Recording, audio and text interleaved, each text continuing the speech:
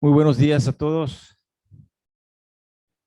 De nueva cuenta, bienvenidos a la Facultad de Economía y Relaciones Internacionales de la UABC, a los festejos de su 60 aniversario que estamos celebrando. Iniciamos desde el día de ayer con un seminario muy importante y el día de hoy estamos continuando. Es un evento organizado por la UABC, particularmente la Facultad de Economía y Relaciones Internacionales, y estamos también colaborando con la Fundación Konrad Adenauer y el CIDE para la organización de esta actividad.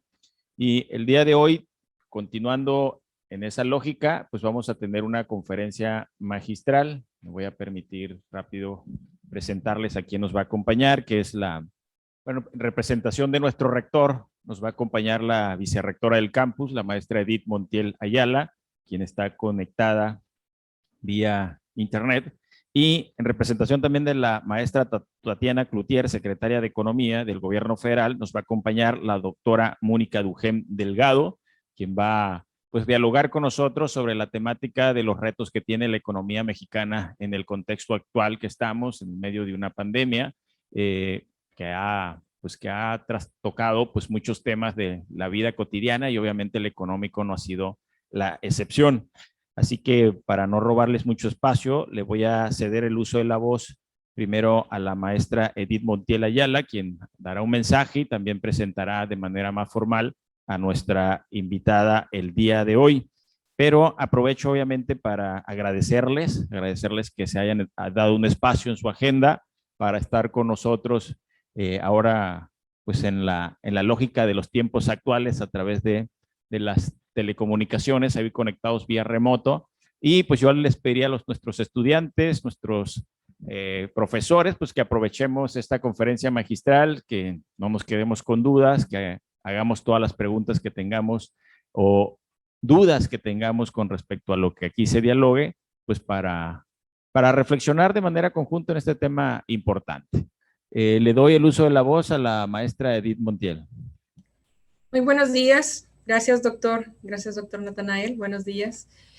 Distinguidas autoridades, funcionarios, comunidad universitaria y auditorio presencial y virtual que esta mañana nos acompaña en el seminario Economía, Diplomacia y Cooperación Transfronteriza entre México y Estados Unidos, la construcción de una gobernanza regional. En el marco del 60º aniversario de la Facultad de Economía y Relaciones Internacionales, les saludo atentamente a nombre de nuestro rector, el doctor Daniel Octavio Valdés Delgadillo, y del mío propio. Gustosa de que sea la Universidad Autónoma de Baja California el recinto universitario que brinda espacio y propaga el eco en temas de tanto impacto social, económico y político. Agradezco y extiendo un cordial saludo a los distinguidos invitados del Presidium virtual y presencial. Quiero felicitar a la Facultad de Economía y Relaciones Internacionales por realizar foros como estos en formato híbrido, muy ad hoc a los tiempos que estamos viviendo, contando con la presencia física de distinguidos asistentes en nuestro majestuoso auditorio FEIRI y teniendo conectados mediante la plataforma Zoom a público desde distintos puntos geográficos. Una actividad digna de una facultad destacada por estar a la vanguardia. Muchas felicidades, doctor Natanael Ramírez Angulo, director de esta facultad, por liderar esfuerzos como este. Quiero tomarme el tiempo de compartirles un poco del desarrollo de nuestra Facultad de Economía y Relaciones Internacionales, desde que fue fundada el 25 de septiembre de 1961 como la Escuela de Economía y Ciencias Administrativas. Se desarrolló impulsada por el espacio geográfico donde se ubican, derivado de sus vocaciones industriales, comercial y de servicios, y su naturaleza transfronteriza que requería de profesionistas preparados y comprometidos con su desarrollo económico y social. A través de su desarrollo durante estas décadas y resultado de alianzas de transformar a la Facultad de Economía y Relaciones Internacionales que hoy conocemos. La FEIRI, a 60 años de su creación, se ha fortalecido con base al esfuerzo del equipo de profesores, estudiantes, egresados y administrativos. A la fecha, nuestra FEIRI cuenta con todos sus programas educativos de licenciatura acreditados por su buena calidad, y uno de ellos, la licenciatura en Economía, con acreditación internacional. 8 programas de posgrado, 5 de ellos forman parte del PNPC del CONACYT. En estas 6 primeras décadas hemos logrado que dentro de los programas educativos de licenciatura de la FEIRI egresen 3,766 y 675 estudiantes de los programas del posgrado. Nos alegra mucho estar celebrando los primeros 60 años de la historia de la Facultad de Economía y Relaciones Internacionales, saber el impacto positivo que podemos tener a través de la formación de la calidad que aquí se está logrando. Nuestra felicitación y reconocimiento por esta trayectoria. Hoy me siento muy contenta de poder participar en este programa presentando a nuestra distinguida conferencista magistral, la doctora Mónica Duhem Delgado, a quien agradezco haya aceptado la invitación y me permito describir brevemente su semblanza. Mónica Duhem es economista, maestra en Economía y Filosofía por la London School of Economics y la doctora en Ciencias Políticas y Sociales por la Universidad Iberoamericana. La doctora Duhem tiene una larga trayectoria en la industria de servicios y tecnología de la información y ha trabajado para que la inclusión digital en México siga los estándares internacionales de accesibilidad web. En su experiencia laboral, ha colaborado con gobiernos, organizaciones de la sociedad civil y el sector empresarial en proyectos encaminados a la socialización e inclusión del mundo digital, buenas prácticas, desarrollo económico y políticas públicas. Actualmente es titular de la Unidad de Inteligencia Económica Global. Bienvenida, doctora Duhem. Un honor contar con su asistencia en la Universidad Autónoma de Baja California. Nuevamente, felicidades a la Facultad de Economía y Relaciones Internacionales por estos primeros 60 años. Gracias.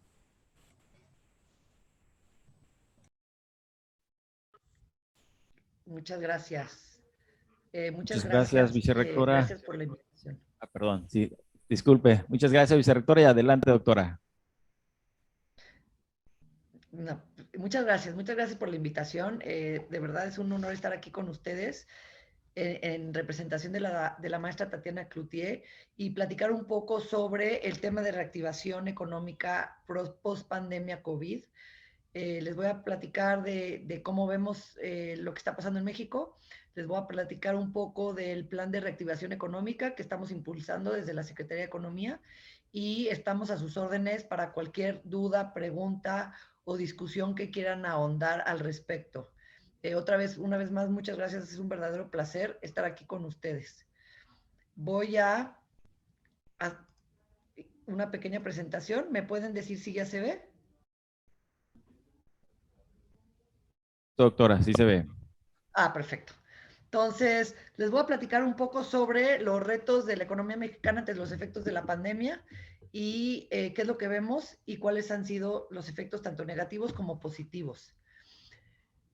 Bueno, pues creo que ya es un hecho, ¿no? Que en junio de 2020 el Banco Mundial considera que la crisis de la COVID causaría la peor recesión económica desde la Segunda Guerra Mundial.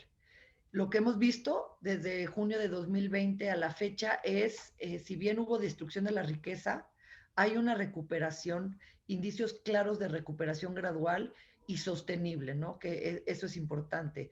Los indicadores económicos señalan que hay un proceso de recuperación estable y claro que nos están acercando a niveles de prepandemia.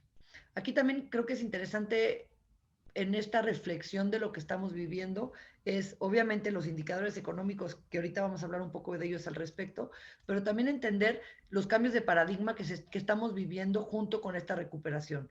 Están los indicadores económicos tradicionales que nos están diciendo y nos están marcando cuál es esta recuperación, pero existe también una transformación industrial que estamos viviendo que creo que es interesante analizar y identificar sus fortalezas.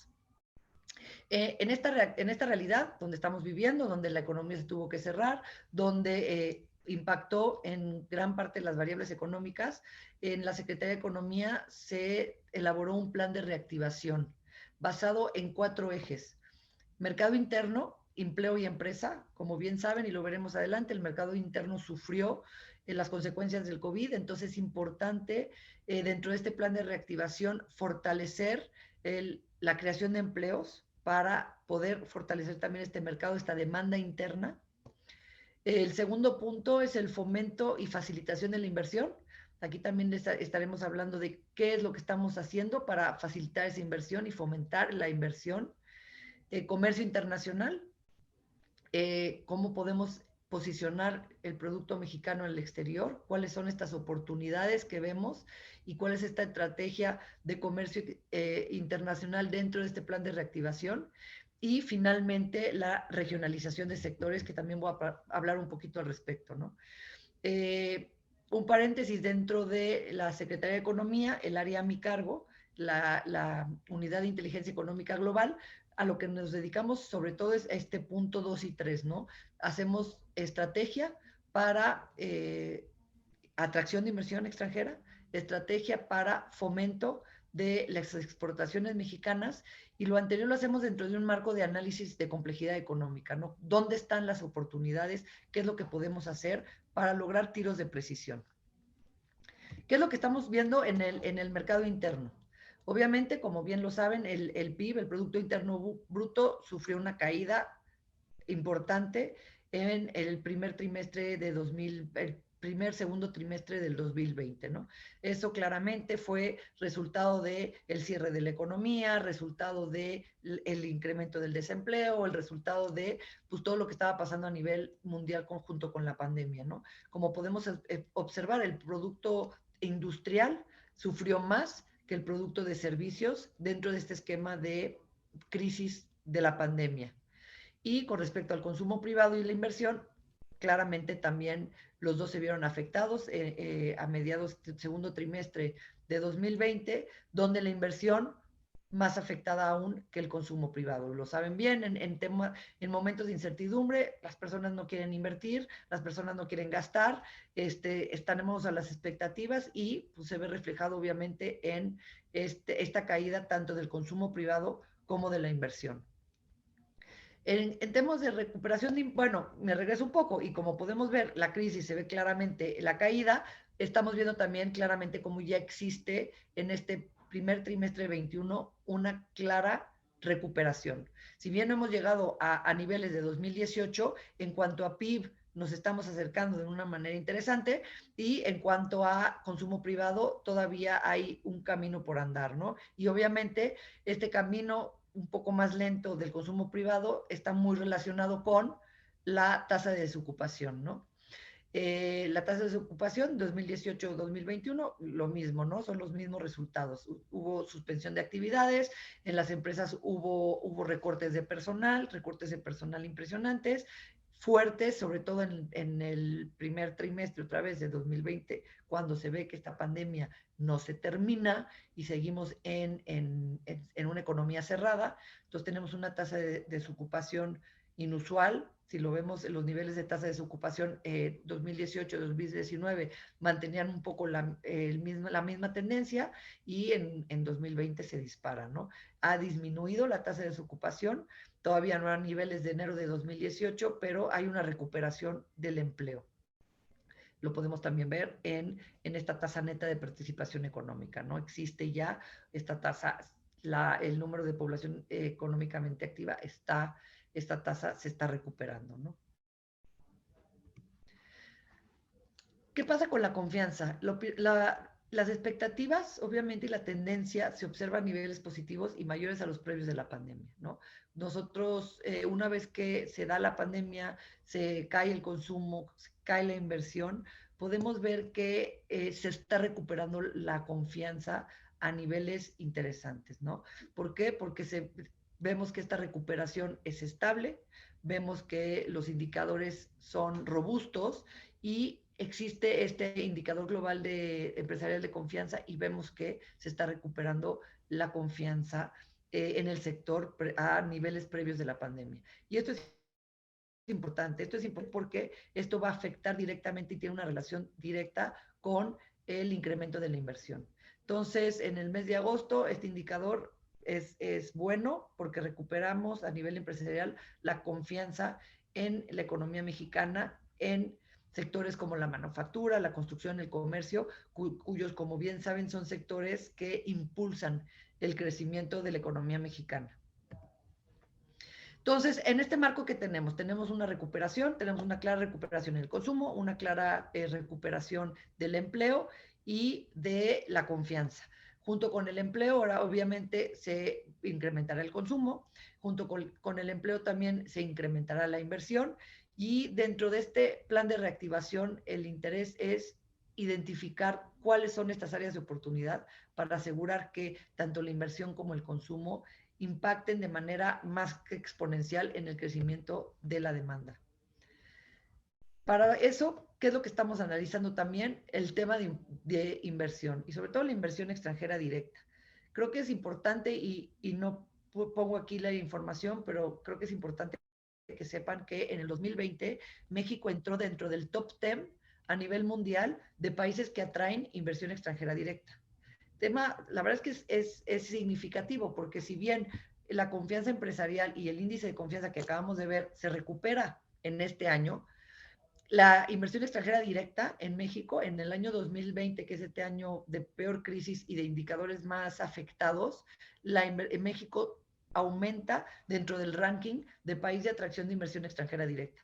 ¿Esto qué quiere decir? Que si bien los empresarios mexicanos se tardaron en agarrar confianza y en ver con buenos ojos esta recuperación económica en el exterior, la inversión extranjera sí que tiene por lo general una visión mucho más de largo plazo, sí cree en México y México se convierte de los top 10 en 2020 países que atraen inversión extranjera directa, pero es el número 1 también en la América Latina en el 2020. Como podemos ver en la gráfica, esta es un poco la tendencia de la inversión extranjera directa. Como verán, ya está subiendo. Si ven el cuadro gris un poco más oscuro, es la pronosticada y el cuadro gris claro es ya la actualizada.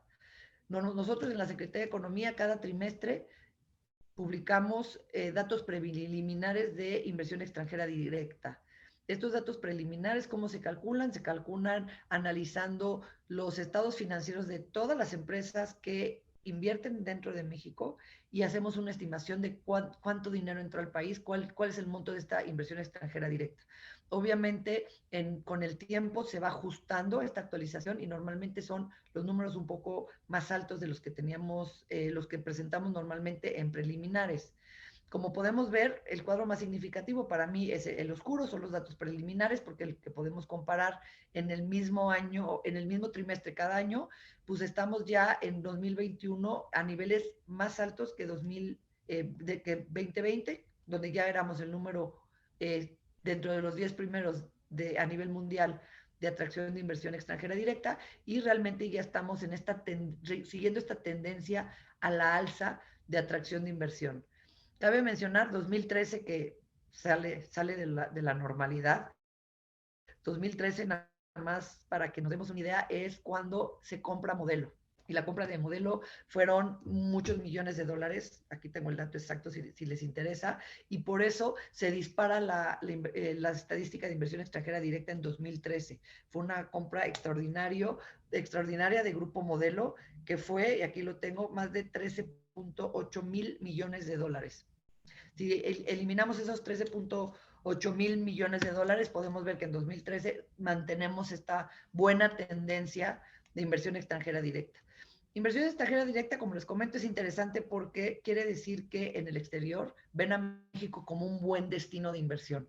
Y si México es un buen destino de inversión, quiere decir que se cree en la estabilidad económica del país, se cree en los buenos indicadores, en la estabilidad macroeconómica, en una política fiscal sana, y por eso los países quieren invertir en México. Gran parte de la ventaja competitiva que tenemos en México no solo está en precios, también está, y creo que es importante recalcarlo, en mano de obra calificada que tenemos aquí, y por eso la importancia de las manufacturas y de esta inversión. Los mayores flujos de inversión, obviamente Estados Unidos, es el país de origen donde mayor inversión extranjera directa tenemos, pero están creciendo los demás indicadores. Están creciendo indicadores, sobre todo la inversión se concentra en la industria manufacturera.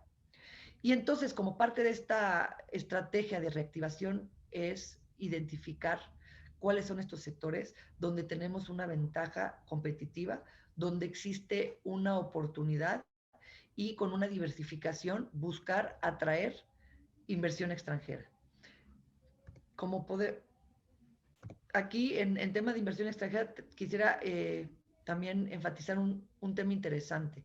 Con respecto a la pandemia, los mayores comercios a nivel o países a nivel mundial identificaron sus vulnerabilidades. ¿Cuál es nuestra vulnerabilidad? Nuestra dependencia del comercio exterior.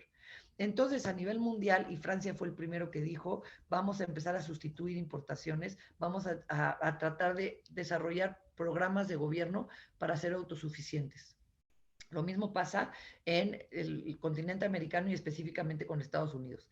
Gran parte de las importaciones de bienes prioritarios, Estados Unidos lo tenía sus inversiones en países asiáticos, empresas grandes americanas que tenían inversiones en China, en Taiwán, en países de asiáticos, en la India, ven con la pandemia y con el cierre de fronteras la vulnerabilidad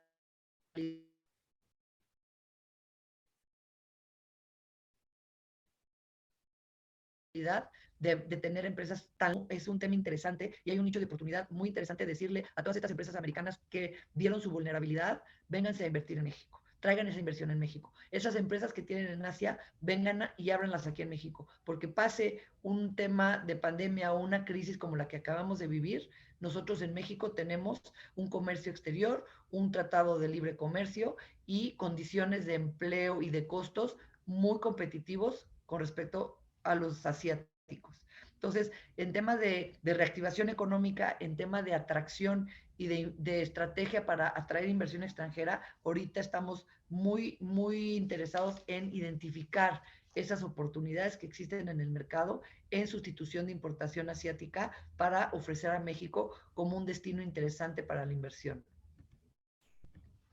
Si analizamos ahora el tercer pilar, que es el tema de comercio exterior, podemos ver que hay un incremento en las exportaciones mexicanas, ¿no? Las exportaciones mexicanas hoy están reactivadas, obviamente, por el crecimiento a través de la demanda mundial, una red de tratados interesante. En México tenemos tratados con más de 14 tratados comerciales, lo que nos da acceso a producto mexicano a más de 1.3 billones de consumidores a nivel mundial y más de 50 países. Entonces, México es un país atractivo para la inversión extranjera porque si vienes y produces en México, pues a la hora de exportar tienes acceso a 1.3 billones de clientes potenciales. Con la reactivación del comercio, con la apertura del comercio, que es lo que vemos en temas de exportación, pues que ya estamos reactivando y ya estamos llegando otra vez, estamos retomando el crecimiento de las exportaciones mexicanas y podemos aquí ver la variación y cómo está esta variación con respecto al año anterior. Realmente hay obviamente el año anterior, otra vez 2020 fue un año de depresión, pero vemos una clara recuperación en el punto de vista de las exportaciones mexicanas. Con respecto a las importaciones, también vemos una recuperación, un crecimiento apoyado con la reactivación de los mercados y los bienes intermedios. Y eso es interesante. México es un país manufacturero.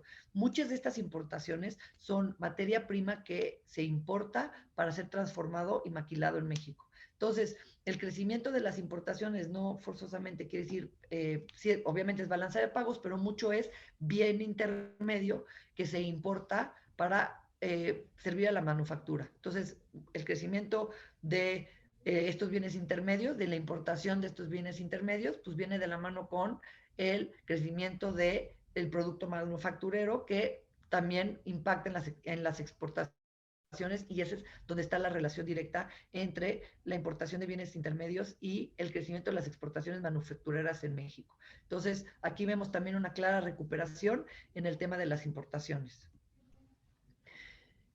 ¿Quién es nuestro? Como pueden ver en pantalla, y está relacionado también con nuestra estrategia de atracción de inversión extranjera, México es el socio número 1 comercial con Estados Unidos, antes de Canadá y antes de China. Estos datos que podemos ver en pantalla son de enero a julio de 2021 y todavía se van a ver más, sobre todo la diferencia con China va a ser todavía más clara con esta estrategia de Biden, del presidente de Estados Unidos, que dice hay que sustituir nuestra dependencia a los mercados asiáticos. Entonces, esperemos que esta disminución de la dependencia y de la sociedad y de la alianza con países como China se vea reflejado en crecimiento en nuestra balanza con Estados Unidos en México. Como podemos ver en pantalla, las importaciones de Estados Unidos de México son más de 186 millones de dólares, que es mayor a la de Canadá, menor a la de China, pero en cuanto a exportaciones, México también es un país destino de las exportaciones americanas y un país, un socio comercial más importante en cuanto a exportaciones que propia China. Entonces, ¿qué es lo que estamos haciendo para este sector? ¿Qué es lo que estamos buscando para potencializar las exportaciones mexicanas en el extranjero? Por un lado, un programa fuerte para capacitar a las pequeñas y medianas empresas. Queremos capacitar a las medianas empresas para que le entren al mercado de exportación y le entren a este mercado global de proveeduría. Nosotros tenemos el producto, tenemos la calidad del producto y queremos realmente apoyar a las empresas, pequeñas y medianas empresas, a entrarle a esta cadena de proveeduría global. ¿Cómo le hacemos? Hemos hecho varias ruedas de negocio donde se capacitan a las empresas para que entiendan cómo es esta ruta exportadora y los presentamos con empresas compradoras internacionales. Tenemos una red de alianzas con oficinas comerciales de embajadas de todo el mundo y junto con ellas estamos propiciando esta relación comercial entre producto mexicano y compradores internacionales. También en la Secretaría de Economía generamos una plataforma que se llama Comercia MX, donde productores mexicanos pueden publicar sus productos, publicar lo que están creando, buscando compradores en internacionales, ¿no? Entonces, mucha capacitación sobre las rutas, cómo se exportan, cuál es la manera que tenemos que tratar, cuáles son las certificaciones que tenemos que asegurar que tengan nuestros productos para poder ser competitivos y para poder entrarle a esta cadena de proveeduría global. Creo que es una gran oportunidad para el producto mexicano para posicionarse en estas cadenas mundiales, es parte de la estrategia de reactivación. Entonces, mucha capacitación, muchas ruedas comerciales. Para darles un ejemplo, la próxima semana empieza la Expo Dubai, que es una de las exposiciones comerciales más grandes del mundo, y entonces estamos capacitando a productores agrícolas mexicanos en certificarse en una certificación que se llama la certificación halal. La certificación halal te permite exportar a países musulmanes. Entonces, el poderles dar esta capacitación a las empresas ayudan y les va a facilitar para que puedan exportar e incrementar, digamos, su cartera de clientes potenciales. Entonces, esa es nuestra estrategia desde el punto de vista de comercio exterior, pero como pueden ver, recuperándose, ¿no? El Tratado de Libre Comercio con Estados Unidos y Canadá ha sido muy exitoso, como bien saben, hemos tenido muy buenos resultados y esa relación comercial con Estados Unidos, como la pudieron ver en la gráfica, pues ya está muy bien establecida y está muy robusta, ¿no? Queremos también, a través de la capacitación a MIPYMES, que exploren participar en otros mercados aparte del americano, ¿no? Que conocemos mucho mejor. Esta es nuestra estrategia en cuanto a comercio exterior. Finalmente, ¿qué es lo que queremos hacer en cuanto a regionalización y recuperación de la actividad económica? Un tema importante es la especialización por sectores, especialización por regiones. Como bien lo saben, por dar un ejemplo, Bajío se ha especializado en tema de automotriz y autopartes. Y es interesante fomentar esta regionalización a través de clústeres porque se generan muchas economías de escala. Y un tema muy importante para esta administración, y como bien lo saben, es el tema de la región sur-sureste. ¿Qué es lo que estamos haciendo para el tema sur-sureste? Bueno, a nivel federal es muy claro, ¿no? Y proyectos importantísimos de infraestructura. Se está, aparte del Tren Maya, el corredor transísmico está desarrollando 10 polos de polos industriales entre Veracruz y Guerrero. Entonces, esto nos permite un corredor de desarrollo económico con puerto en Veracruz y con desarrollo de puerto también en el Pacífico. Y nos va a permitir realmente darle un impulso al comercio de la región sur-sureste.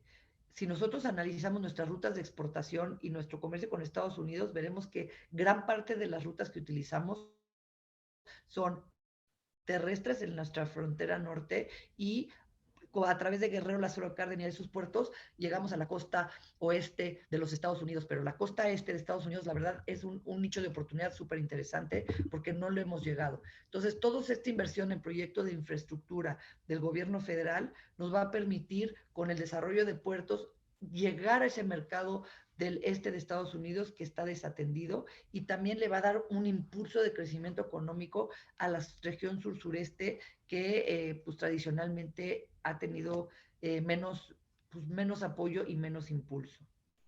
Si nosotros vemos en pantalla el indicador trimestral de actividad económica estatal, podemos ver que el promedio nacional está muy por encima de el indicador en la región del sur-sureste, ¿no? Entonces, realmente lo que buscamos dentro de esta recuperación, no solo que es una recuperación obviamente de la actividad económica del país, pero también con una estrategia muy clara para el desarrollo sur-sureste. Entonces, desde la Secretaría de Economía, ¿qué es lo que estamos haciendo?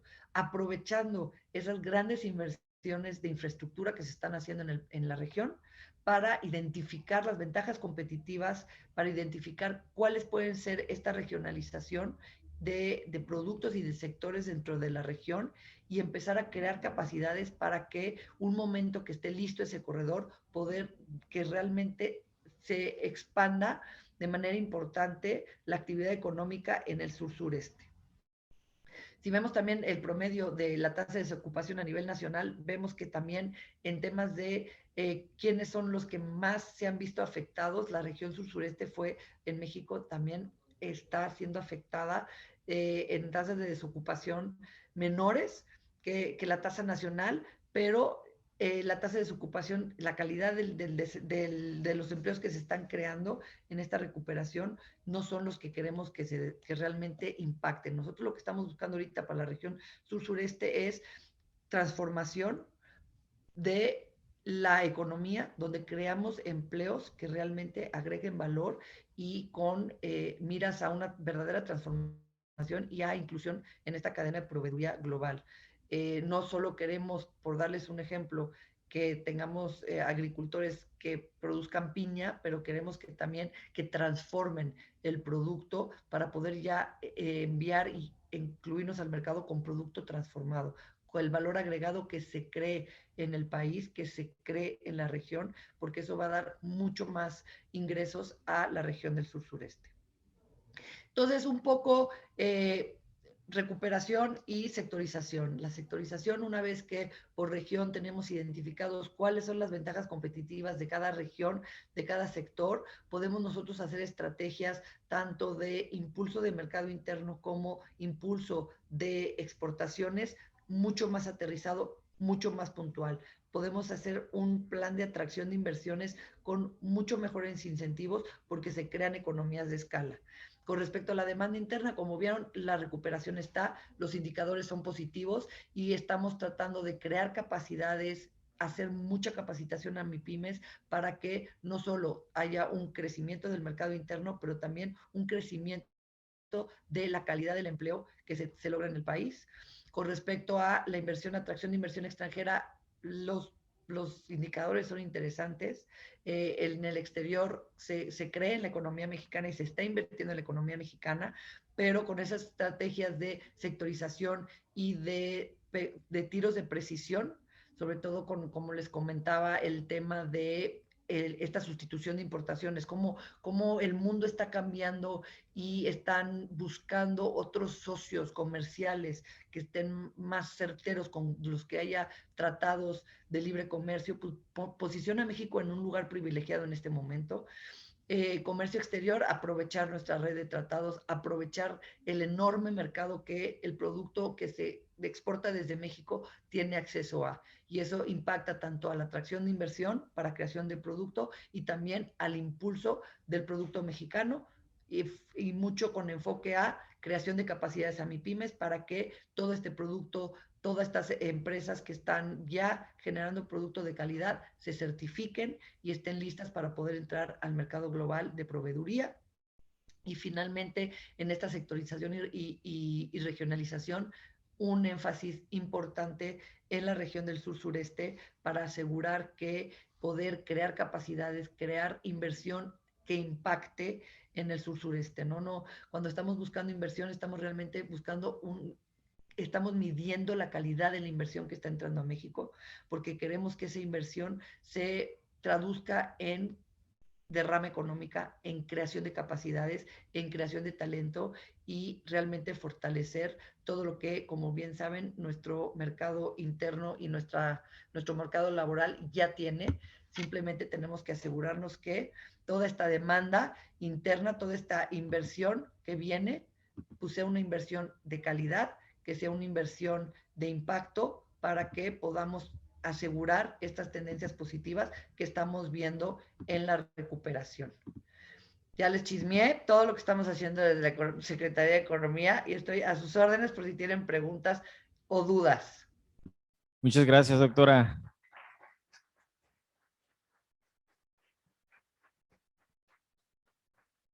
Sin duda, muy interesante la reflexión que nos regala el día de hoy en esta mañana y con, pues, ahí con los indicadores que marcan pues, una recuperación del país, aún no como quisiéramos, ¿no? La caída fue muy fuerte en el 20, no es exclusivo de México, eso pasó en todo el mundo.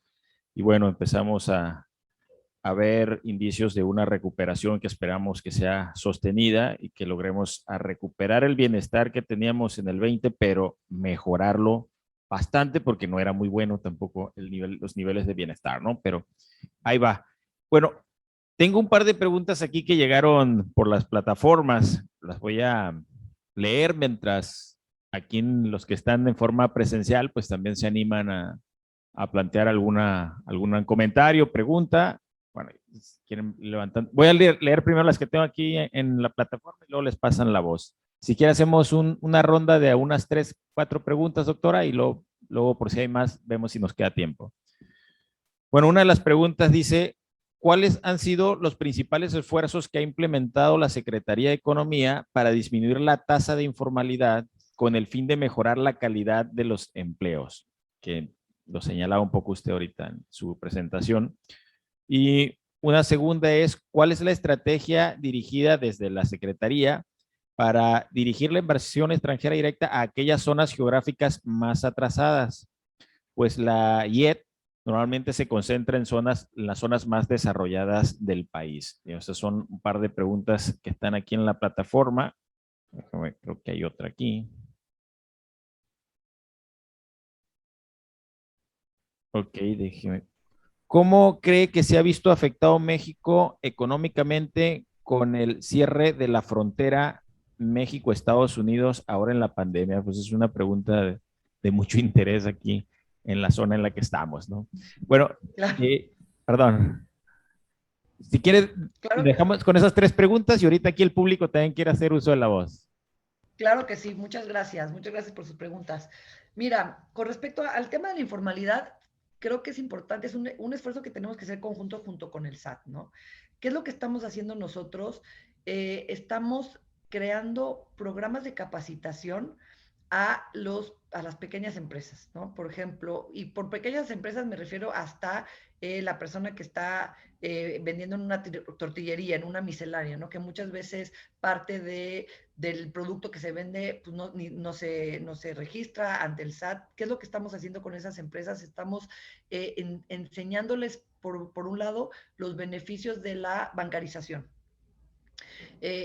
Un poco dentro de este esfuerzo de economía 4.0 es enseñarles a las empresas a la utilización de sistema financiero de medios de pago electrónicos que les enseñamos desde el crédito que le pueden dar a sus clientes, lo que vale la pena el uso de los medios de pago electrónicos, y a la hora que, y creo que lo pueden ver ya, ¿no? En mercados luego existen ya marchantes en los mercados que tienen el clip famoso, ¿no? Que es un medio de pago electrónico. Entonces, a través de la capacitación a pequeñas empresas, ¿no? Que no importa que estés en un mercado del uso de estos medios de pago, podemos también dar un llamado hacia la formalización, porque a la hora que ya tienes una cuenta de banco, a la hora que ya estás utilizando medios electrónicos de pago, está ayudando también a la formalización. Entonces, mucho en capacitación, el impacto de la penetración digital ayuda a la formalización de los empleos, porque cada vez más se utilizan medios de pago electrónicos y a través de medios de pago electrónico es más fácil llamar a la formalización, ¿no? Porque aparte tenemos más, identificamos de manera más puntual cuál es toda esta actividad económica que está sucediendo. Entonces, si bien estamos nosotros como estrategia capacitación, pero es un proyecto que se tiene que trabajar junto con Secretaría de Hacienda. Eso es por el lado de la informalidad. Por el lado de la inversión extranjera directa, trabajamos Secretaría de Economía trabaja obviamente muy de la mano con las secretarías de economía estatales. Entonces, ¿qué es lo que hacemos? Cuando nosotros, les voy a poner un ejemplo, una empresa quiere invertir en México, lo que hacemos desde Secretaría de Economía es identificar desde el sector que la empresa esté interesada, cuáles podrían ser las regiones de México que les ofrezca la cadena de proveeduría, el talento, los costos atractivos para su inversión. Y lo sentamos con los secretarios de Economía de la región que está interesada la empresa.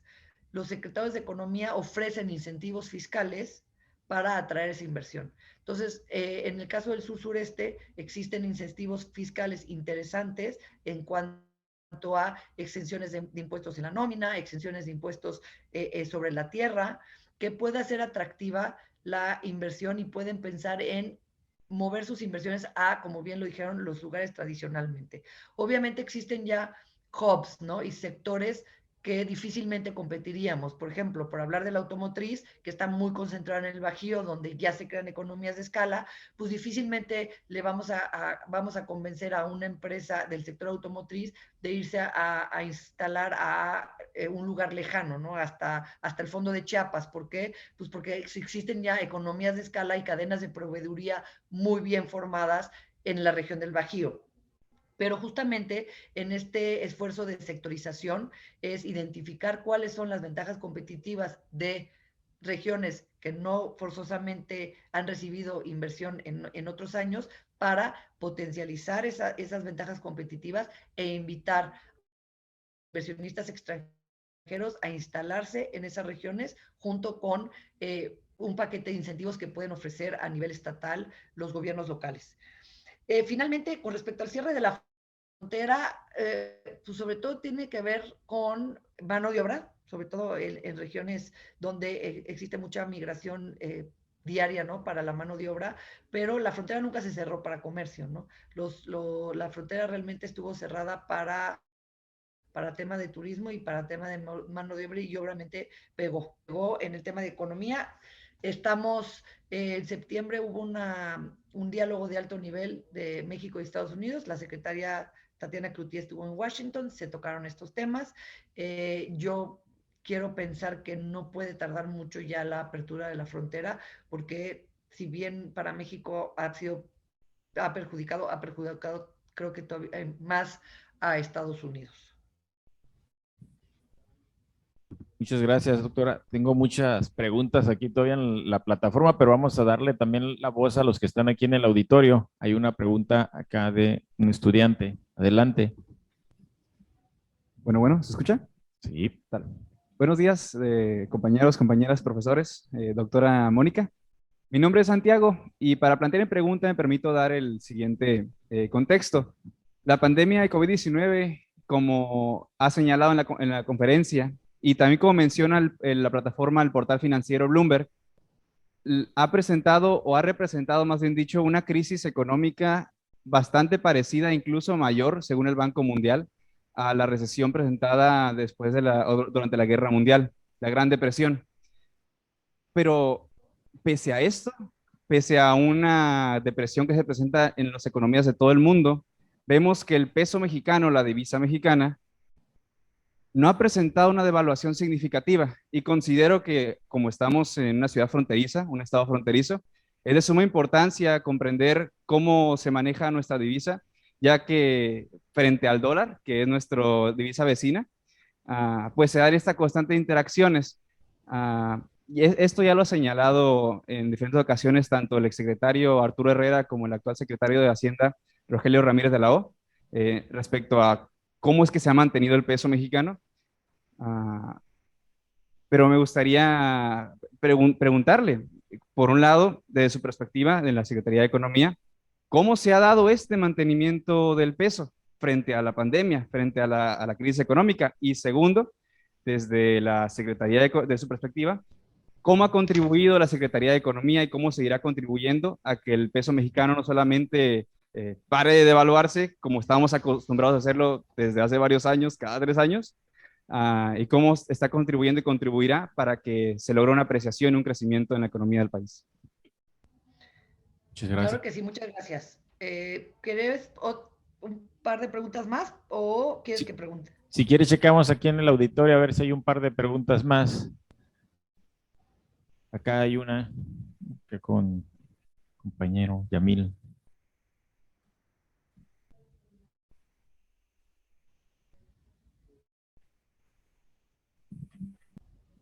Es con referencia a lo que nos estaba comentando de el mercado de oportunidad que hay para la costa este de Estados Unidos, y es de que si se ha podido llegar a identificar algún nicho de mercado o alguna preferencia a invertir en esta zona.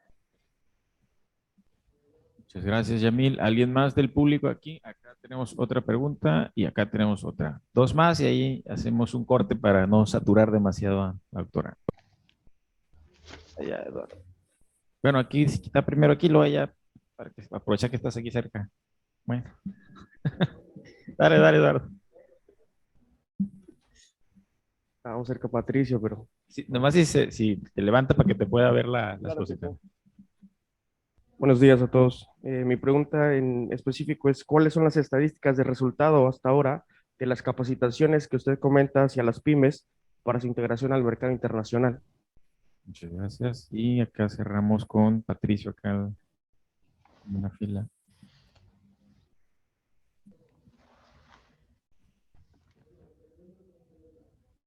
Buen día, doctora Mónica. Muchas gracias por su ponencia.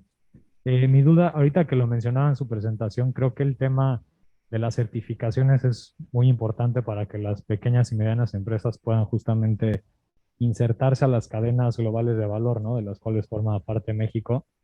Y ahí creo que no nada más es importante o interesante el tema de certificaciones para que puedan exportar sus productos, sino convertirse a veces también en proveedores de grandes empresas que invierten en México, ¿no? Que también exportan a mercados como Estados Unidos o Canadá. Empresas alemanas, por ejemplo, en la industria automotriz, como Volkswagen, como Audi, todas las que hay aquí, plantas automotrices, que a veces tienen ellos para restricciones, ¿no? Para poder ser proveedor de estas empresas, uno de sus productos tiene que cumplir ciertas normas, ¿no? Las empresas mexicanas.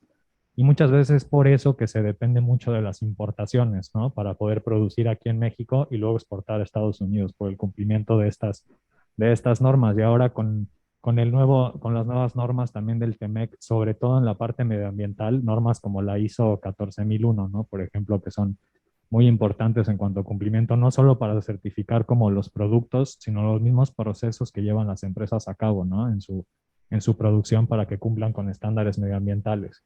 Y creo que esa es de hecho una de las principales preocupaciones de muchos de los empresarios de la región del Bajío, de pequeñas y medianas empresas que no saben o no tienen acceso o no tienen conocimiento suficiente para poderse certificar, ni tampoco recursos accesibles. Entonces, mi pregunta ahí es, y como usted bien sabe, pues el 80% casi de las empresas mexicanas son pymes, ¿no? Digo, la mayoría de la gente en México trabaja en una pequeña o mediana empresa, entonces es una fuente muy importante de ingresos para las familias mexicanas, ¿no?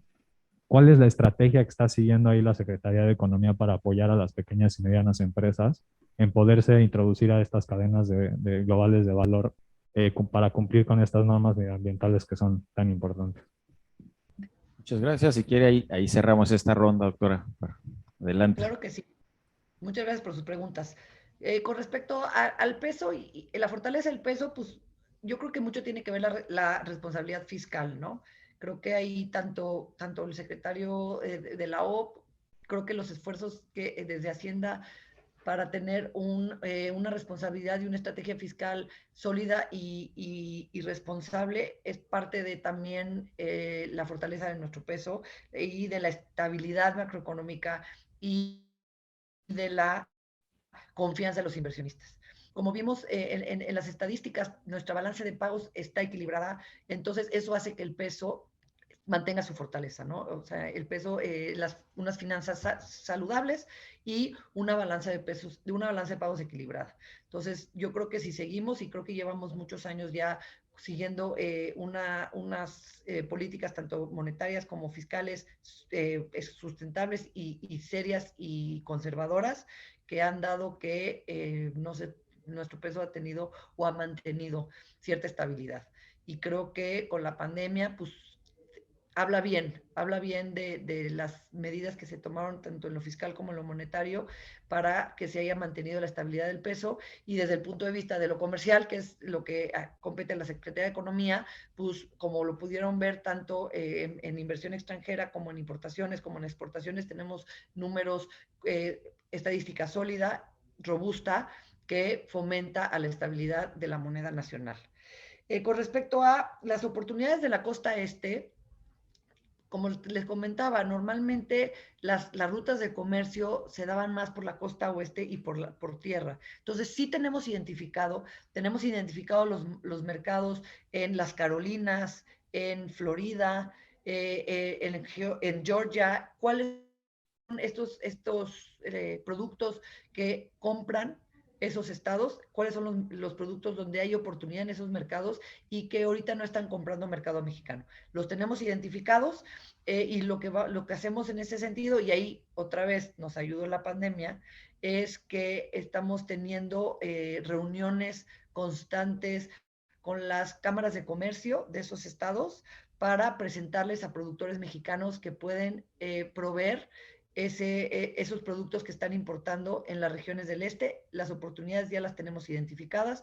Nosotros en la Secretaría de Economía tenemos acceso a muchas bases de datos. De hecho, tenemos una plataforma digital que se llama Data México, que los invito a utilizarla porque sobre todo para estudiantes es muy interesante, donde utilizando bases de datos de muchos de nuestros aliados, tenemos convenios de cooperación con muchas personas y con muchas bases de datos, podemos lograr visualizaciones y a través de análisis de complejidad económica identificamos cuáles son estas oportunidades.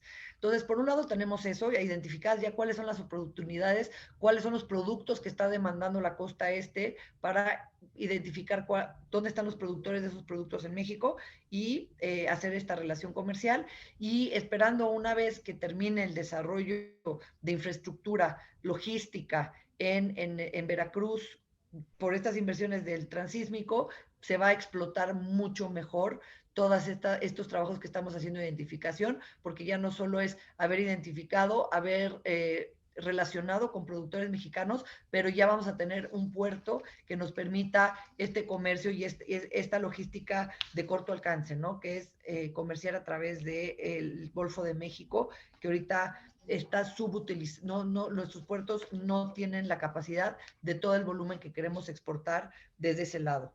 Con respecto a las MIPYMES, tanto las estadísticas de las capacitaciones como las certificaciones, si bien lo saben, estamos ahorita apenas midiendo el éxito de todas estas capacitaciones. Por darles el ejemplo, la certificación Halal, pero muchas otras. Hablabas ahorita del sector automotriz. ¿Qué es lo que estamos haciendo? Nos estamos aliando con empresas, por ejemplo, Honeywell, Intel, que certifican y capacitan MIPYMES, porque también la industria y estas grandes empresas, como mencionaste Volkswagen, les interesa que la proveeduría mexicana, que la MIPYME mexicana se certifique para poderles comprar. El impacto en costos para estas grandes empresas es muy interesante. En vez de tener que importar materia de otros países para transformarla en México, comprar directamente desde proveedores mexicanos. Entonces, tanto como Honeywell como con Intel, por ejemplo, que son ahorita los que me vienen a la mente porque son los que recientemente estamos trabajando con, estamos creando proyectos para que capaciten a las MIPYMES en estas cadenas de proveeduría. También en el marco del Tratado de Libre Comercio tenemos ya instalados grupos bilaterales de trabajo. Yo les puedo hablar del que lidero yo, que es el de tecnologías de la información y la comunicación. En estos grupos de trabajo están empresas mexicanas, están empresas americanas y identificamos dónde están las oportunidades. Obviamente, por ejemplo, específicamente en este grupo que lidero, dice Hewlett Packard, Cisco, Salesforce, me hace falta programadores, desarrolladores certificados en nuestras tecnologías. Y entonces las empresas mexicanas dicen, yo voy a certificarlos. Entonces empezamos a crear esas sinergias entre las demandas de certificaciones en el mercado y quién puede apoyarlos a ofrecer esas certificaciones en México, ¿no? Porque si bien nosotros como Secretaría de Economía somos facilitadores, pues ni somos certificadoras, ni tenemos los ingresos, ni el presupuesto para hacerlo. Entonces lo que hacemos es identificamos las oportunidades, como se identifican en el mercado de las telecomunicaciones, como se identificó en el mercado aeroespacial, y se busca quiénes pueden facilitar esas capacitaciones. Y la experiencia es buena, porque como les comento, las empresas grandes, a un Volkswagen, a un Honeywell, a un Airbus, les interesa que la proveeduría mexicana esté certificada porque les va a impactar en costos. Entonces, estamos haciendo esa facilitación para fomentar que cada vez más estas MIPYMES se certifiquen y entren en esta cadena de proveeduría. Muchas gracias, doctora. No sé si todavía hay tiempo para un par de preguntas. Traigo aquí todavía varias en las plataformas, pero no sé cómo ande su agenda. Si quieres, un par de preguntas más y me voy corriendo a una reunión.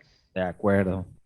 Bueno, es una pregunta que han repetido varias veces, por eso aquí se la leo. Dice, las exportaciones no se deben a un rebote de la economía, dicen. En nuestra economía se estila que después de cada crisis, 94, en el 2008 y en el 20, se observa este efecto.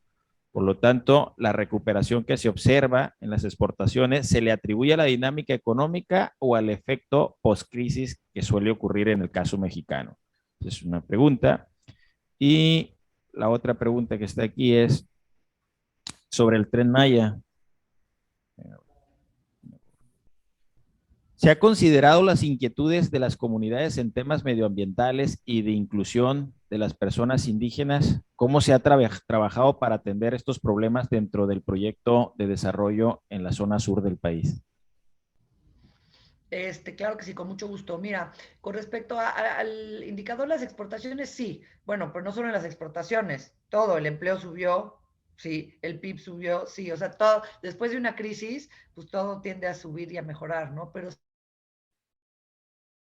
sí, parte de este impacto en las exportaciones, sí, no solo es por el tema de la crisis, pero también es por el tema del cambio estructural que se está dando a nivel global, ¿no? Los países están sustituyendo muchas de sus compras en mercados lejanos con mercados más cercanos a ellos, por lo mismo la vulnerabilidad que se dio, tema de la crisis y de resiliencia. Entonces, si bien es un poco pronto para decir qué porcentaje de este impacto y incremento de las exportaciones fue meramente el normal de después de una crisis, pero sí creemos que parte componente del crecimiento de las exportaciones se está dando de esta sustitución, donde países están volteando más bien a países aliados, a países cercanos, para sustituir estas importaciones. Entonces, que sí creemos que eso es un componente hay que observar y que queremos que seguir impulsando. Finalmente, y con esto me despido, en el tema del Tren Maya, obviamente se hizo una consulta con las comunidades y para todo lo que va a detonar el Tren Maya en la región, se tiene contemplado va a haber mucha creación de empleo, va a haber muchas necesidades y se está trabajando junto con las comunidades para que sea a través de las comunidades que se estén desarrollando los servicios y que se van a requerir para el impacto de una infraestructura de ese tamaño. Muchas gracias, doctora. Cerramos ya su participación con estas últimas preguntas y me permito nada más hacer lectura de una constancia que le haremos llegar vía digital, pero la leemos aquí con todo el público presente. Dice: la Universidad Autónoma de California, Facultad de Economía y Relaciones Internacionales, otorga la presente constancia a la doctora Mónica Duhem Delgado, por su brillante participación con la conferencia magistral titulada Los retos de la economía mexicana ante los efectos ocasionados por la pandemia de la COVID-19. Dentro del seminario Economía, Diplomacia y Cooperación Transfronteriza entre México y Estados Unidos, la construcción de una gobernanza regional, impartida el 24 de septiembre de 2021 en el auditorio de esta unidad académica. Por la realización plena del hombre, firma el doctor Natanael Ramírez Angulo. Muchas felicidades y muchas gracias, doctora. Muchísimas gracias. Hasta luego.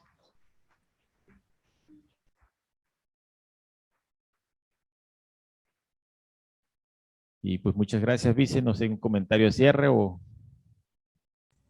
No, muchas felicidades, Natanael. Excelente conferencia. Gracias por la invitación y muchas felicidades en estas celebraciones que tienen ustedes todavía. Éxito para todos. Muchas gracias.